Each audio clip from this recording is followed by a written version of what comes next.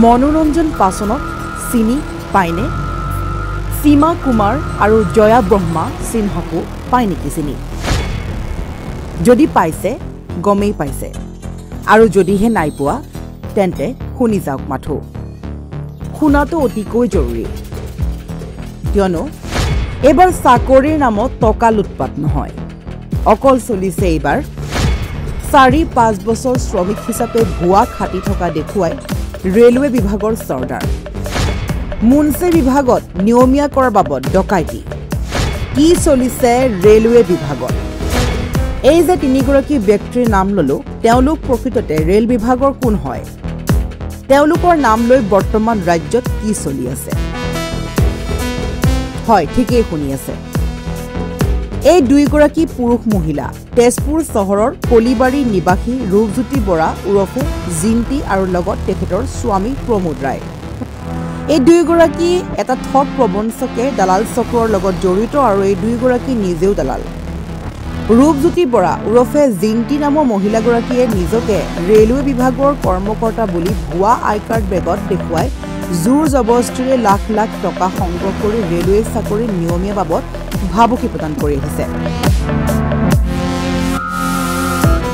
আনকি অঞ্চলটোৰ ব্যক্তিকো মাহে দৰমহা ১,৮০,০০০ টকা পাওঁ বুলি গম্ভালি মন্তব্য দিয়ে। আৰু স্থানীয় ব্যক্তিৰ পৰা জানিব পৰা মতে তেওঁৰ ওপৰত বহুকেইটা গোচৰ আছে। আনকি এখন নিমন্ত্ৰণী ভুৱা পত্ৰ য'ত ধন কুমাৰ ডেকা আৰু পঞ্চানন কুমাৰ ডেকাৰ চহী দেখা গৈছে।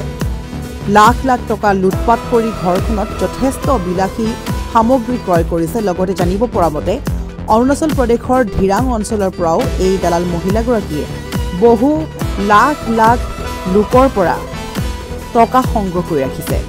ইতিমধ্যেই তেজপুৰ সদৰত বৰ্তমান 4খন এজাহাৰ দাখিল কৰা হৈছে যদিও আৰক্ষী এই ভুৱা দুষ্টচক্ৰ পুৰুষ মহিলা দুয়োগৰাকীকে কৰায়ত্ব কৰিব পৰা নাই। থানাত গোচৰ ৰুজু কৰাৰ খবৰ পাই বৰ্তমান ৰূপজ্যোতি বৰা ওৰফে জিন্তি আৰু তেওঁৰ স্বামী প্ৰমোদ ৰায় ইতিমধ্যেই পলাতক অৱস্থাত আছে যদিও বুধবাৰে বিয়লি ভাগত তেজপুৰ মহিলা সমিতিৰ সহায় সহযোগিতাত হাতে লুটে ঘৰত ধৰি তেজপুৰ সদৰ আৰক্ষীৰ হাতত গতাই দিয়ে।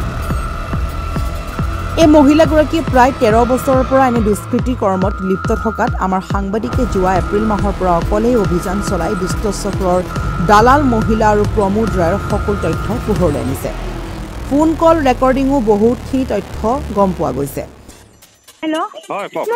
ফোনটো কাট খাই হয়, নেটৱৰ্কৰ কাৰণে হৈছে চাগৈ। হয়, আৰু যদি তোমাৰ প্ৰব্লেম আছে মই 31 তাৰিখে যাওঁ, তেন্তেহ'লে তোমাক ৰাতি জনাই দিম। তুমি ৰাতিপুৱা আহি যাবা বা গাড়ীত হ'লেও আহি যাবা, নহ'ব? কিমান লৈছে কিমান হৈছে নে কি? হ'ব দিয়ক, কৰিম আৰু কিবা এটা দিয়ক। তুমি কোৱা যদি তুমি যোৱা আৰু যদি তুমি মইতো কালি পৰহি গম পাম ন কেইজন সোমাইছে। হয়, তোমাৰ নামটো আছে নে? আমাকতো এতিয়া লিষ্টখন নিদিয়ে ন, লিষ্টখন আছে ওপৰৱালাৰ লগত। ৪,০০০ মানুহ আছে, কিমান সোমাই আমি সেইটো মোৰ নামটো আছে নাই তাত? তুমি বুজি পোৱা নাই। ৪,০০০ মানুহ আছে, কিন্তু মানুহ ল'ব অকল ৩,০০০। আচ্ছা, তুমি বুজি পালা? আচ্ছা। তাৰপিছত আহিব হাৰমতি, বুজি পালা? ধেমাজিৰ পিছত হাৰমতি, হয়, হয়। তাৰপিছত আহিলে কাটিবা, তাৰপিছত আহিলে ৰাঙাপাৰা, তাৰপিছত আহিল তেজপুৰ। কাৰণ কেণ্ডিডেটৰ ওপৰত নিৰ্ভৰশীল না। এতিয়া কিমান কেনেকে আমাকতো নকয় না, আমাৰ দিলীপ ছাৰেও নাজানে। আমাৰ দিলীপ ছাৰেও এতিয়া নাজানে যে কিমান কেনেকে কোন যাব। কিন্তু লেবাৰ বিলাকক দিছো, লেবাৰ বিলাক যাওক, লেবাৰ বিলাকতো সোমাব। কিন্তু চৰ্দাৰ মুঞ্চিটো 2-3টাহে সোমাব, কথাটো তেনেকুৱা ন। এতিয়া সেইটো কথা মানে মই চিন্তা কৰি আছো যে মই গুচি যাওঁ, তোমাক মই মাতি দিম, ৰাতি তুমি আহি যাব পাৰিবা? কেই তাৰিখে? 31 তাৰিখে। 31 তাৰিখে মই তোমাক ৰাতি জনাই দিম, তুমি ৰাতিপুৱা তেতিয়া পাই যাব পাৰিবা।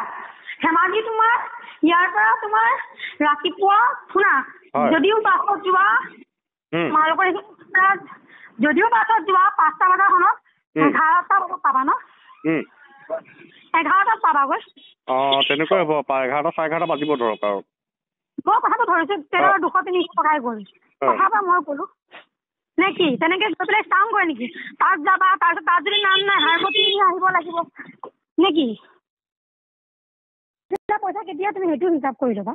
এতিয়া মই জবৰদস্তি কৰি পেলাই তোমাক সোমোৱাইছো, তো এইটোতো পইচাটো দিবই লাগিব, অফিচত ল'ব।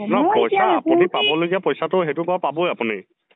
মোৰ পইচা বুলি নহয় আৰু হেৰি মই মানে কি জানা, যদি নাম আছে পইচা লৈ যাবা গুদামত দি দিবা সোমাই যাবা বাছ খতম আৰু একো কথা নাই আৰু কাৰণ মানুহৰ মানে এনেই নিচা সঁচাই কথা শুনিব মোৰ মন নাই তোমাক সোমোৱাৰ পিছত প্ৰণৱক কি নাম আছিলে সেই সুমনক মই সোমোৱাই দিম আৰু মই এইবিলাক পাল্লাত নোসোমাওঁ আৰু ৰাম ৰাম আৰু তোমালোকে চাকৰি কৰা নকৰা মই নাজানো মই নম্বৰে চেঞ্জ কৰি ল'ম আৰু মোৰ দৰকাৰ নাই বাদ দিবা ঠিক আছে আপুনি 31 তাৰিখে জনাব ন ৰাতি তুমি যদি ওলোৱা ন প্ৰব্লেম ওলোৱা মোৰ একো ৱেলকাম আছো মই তোমাক ইনভিটেশ্যন দিব দিছে মই দিছো হা তাৰপিছত মোক নকবা যে বাইদেৱে নিচাকে দিছে মোক কাৰণ মই সুমনক নাই দিয়া সুমনক মোক দিবলৈ কোনো অধিকাৰ দিয়া নাই মই দিবও নোৱাৰো তোমাক দিব দিছে মই দিছো তোমাৰ তাত নাম আছে নাই মই নাজানো মোক অফিচিয়েলি নজনাই সেইটোৱে কথা আৰু এটা মেছেজৰ তথ্য অনুসৰি সকলো পোহৰলৈ আহিছে যোৱা 30 এপ্ৰিল তাৰিখে মহিলাগৰাকী আৰু তেওঁৰ লগত টি ইউনিয়নৰ সন্থা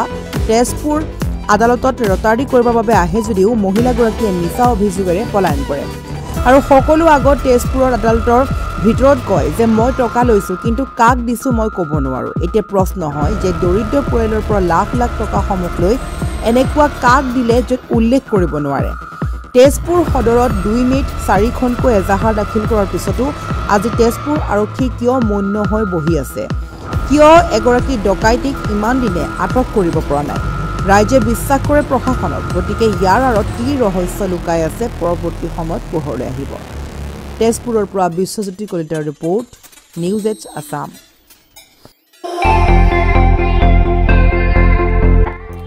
আপুনিও ভুগিছে নেকি গেছৰ সমস্যাত গেছ আৰু লিভাৰ ৰিলেটেড সকলো সমস্যাৰ একমাত্ৰ সমাধান গেষ্ট্ৰচিটি বডজম এচিডিটি ফেটি লিভাৰ পাইলছকে আদি কৰি ভিন্ন গেছৰ সমস্যাৰ সমাধানৰ বাবে কেৱল আপোনাৰ কাষত গেষ্ট্ৰচিটি